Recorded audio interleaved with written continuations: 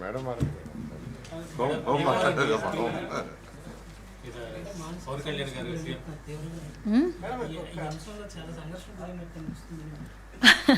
సంఘర్షణ ఏం కాదండి. సంఘర్షణ అంటే మీరు అన్నట్టు సంఘర్షణ అనుకోవాలి. ఒక పక్క నుంచి ఒక ఆడబిడ్డగా ఆలోచన చేయాలి, ఒక పక్క నుంచి ఒక హోమ్ మినిస్టర్గా ఆలోచన చేయాలి, పక్క నుంచి గవర్నమెంట్. ఎందుకంటే ఇప్పుడు సంఘటనలా చూడకుండా దాన్ని కూడా కులాల మధ్యలోనే మతాల మధ్యలోనే ఆపాదించాలని చూడటం ఒక ఎత్తైతే, కులాల మధ్యలో చిచ్చు రగల్చాలని చెప్పి ఆలోచన చేసే బ్యాచ్ ఒకవైపు ఉంది. ఇంకొక బ్యాచ్ సోషల్ మీడియాలో రెడీగా ఉందన్నమాట. ఏదో గన్ పట్టుకున్నట్టుగా సోషల్ మీడియాలో నోటికి వచ్చినట్టు ఏది పడితే అది మాట్లాడేసి కులాల మధ్యలోని రెచ్చగొట్టడానికి ప్రయత్నం చేసే సందర్భాన్ని కూడా ఈరోజు మనం చూసాం. నేను ప్రతిసారి మాట్లాడుతుంటాను, బాధితులకి క్యాస్ట్ అవసరం లేదు, క్రిమినల్కి క్యాస్ట్ అవసరం లేదు. బాధితుడు ఏ కులంలో పుట్టినా అదే నొప్పి, అదే రక్తం, అదే బాధ. అదేవిధంగా క్రిమినల్ ఎక్కడ ఉన్న ఏ క్యాస్ట్లో ఉన్నా అదే శిక్ష పడాలి, అలాంటి ఇంకా కఠినమైన శిక్షలు పడాలి. కాబట్టి నేను మళ్ళీ కోరుకునేది ఏంటంటే, ఇటువంటి వ్యవహారాల్లో ఆడబిడ్డ జీవితం మీద కూడా రాజకీయాలు చేసే పరిస్థితులు రాకూడదని మనస్ఫూర్తిగా మాత్రం నేను కోరుతున్నా. ఆ విషయంలో అయితే మాత్రం చిన్న మానసిక సంఘర్షణ నేనే కాదని చాలామంది పడ్డారు. గవర్నమెంట్ చాలా అద్భుతంగా స్పందించింది, చాలా సంతోషం. అయితే ఈ దానగూడెం కైకలూరు నియోజకవర్గంలో జనసేన నాయకులు ఒక దళిత యువకుని మీద వినాయక నిమజ్జనం సందర్భంగా దాడి చేసి పొట్టలో పొడిచి అదంతా కొంతమంది మీద దాడి కూడా చేయడం జరిగింది.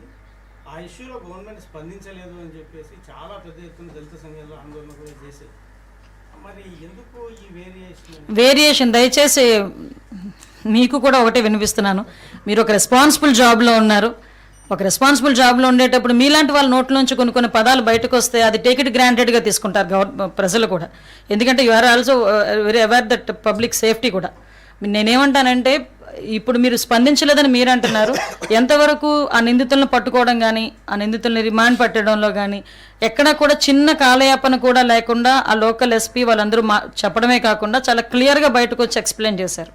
నేనేమంటానంటే, ఇక్కడ నేను ఇందాకే చెప్పాను, క్రిమినల్కి క్యాస్ట్ ఉండదు, బాధితుడికి క్యాస్ట్ ఉండదు. దాన్ని దయచేసి మనం ఒక నెక్స్ట్ జనరేషన్స్కైనా ఒక మంచి సొసైటీని అందిద్దామంటే ఇక్కడ నుంచి మన దగ్గర నుంచి స్టార్ట్ అయ్యేటట్టుగా చూసుకుందాం అటువంటి మార్పు అన్నది. Thank you.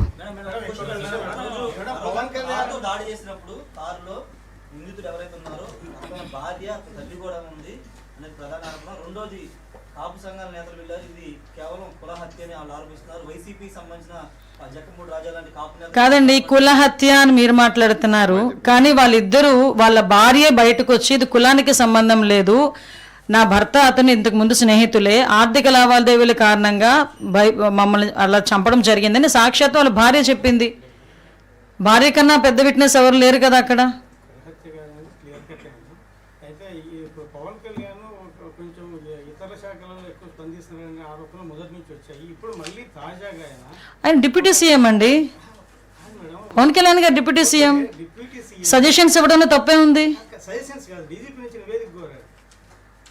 ఇప్పుడు ఒకళ్ళు ఏదైనా ఇన్ఫర్మేషన్ వచ్చింది, నా దగ్గరికి ఎవరో ఒకరు వస్తారు, వేరే శాఖ వాళ్ళు వస్తారు, అమ్మ ఇలా అన్యాయం జరిగింది అంటారు, నేను కన్సర్న్ మినిస్టర్కి చెప్తానా చెప్పనా? లేకపోతే కన్సర్న్ మినిస్టర్ తాలూకా ఓఎస్డీకో లేకపోతే సిఎస్ ఎవరో ఒకరికి మేము ప్రిన్సిపల్ సెక్రటరీకి చెప్తామా చెప్పమా? ప్రతిదాన్ని భూతద్దంలో చూడకండి. రాజ్యాంగం ప్రకారం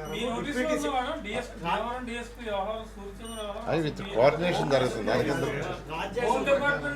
డిపార్ట్మెంట్ మధ్య కోఆర్డినేషన్. విషయం ఏంటంటే ప్రతి విషయాలు కూడా మా వరకు వస్తాయండి, మా వరకు రాకుండా ఏమి ఉండవు. ఇది జస్ట్ అఫీషియల్గా వచ్చిన కమ్యూనికేషన్ కింద భావించవచ్చు కదా. ఎందుకు దీనికి ఇంత రాద్దాంతో? మాకు లేని ఈగోలు మీకెందుకు అబ్బా? నాకు అర్థం కాదు.